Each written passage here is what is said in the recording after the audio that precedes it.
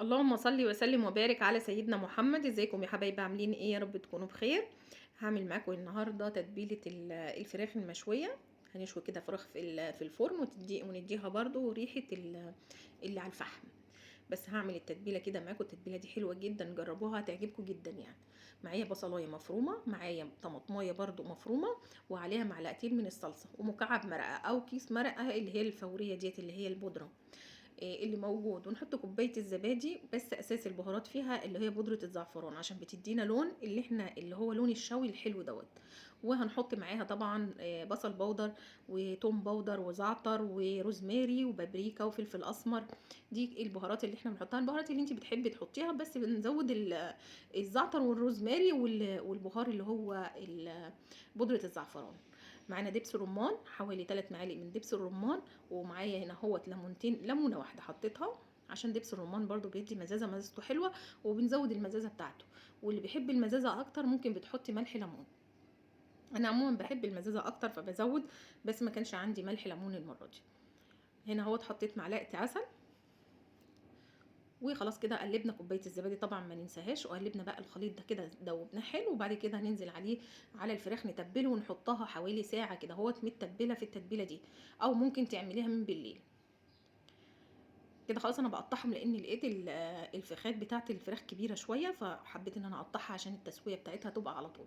ان معانا هنحط من تحت بطاطس علشان خاطر ايه؟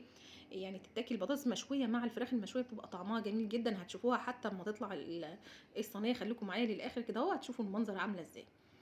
خلاص كده انا هسيبها في التتبيله ديت ساعه. ولو حابه تعمليها من بالليل تتبليها وتحطيها من بالليل بتبقى جميله. زودي بقى الليمون تطلع معاكي مززه حلو.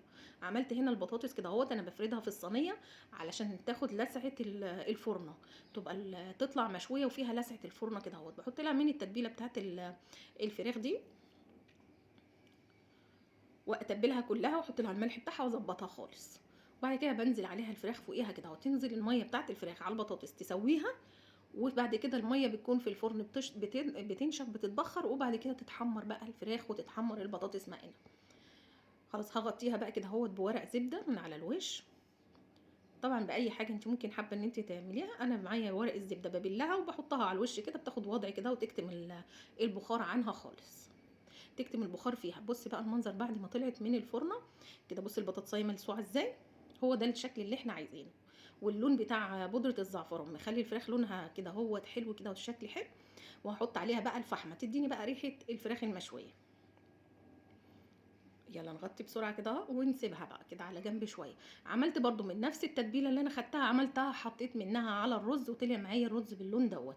عملت جنبها رز وسلطه والبطاطس. وجبه كمان سهله جدا وسريعه.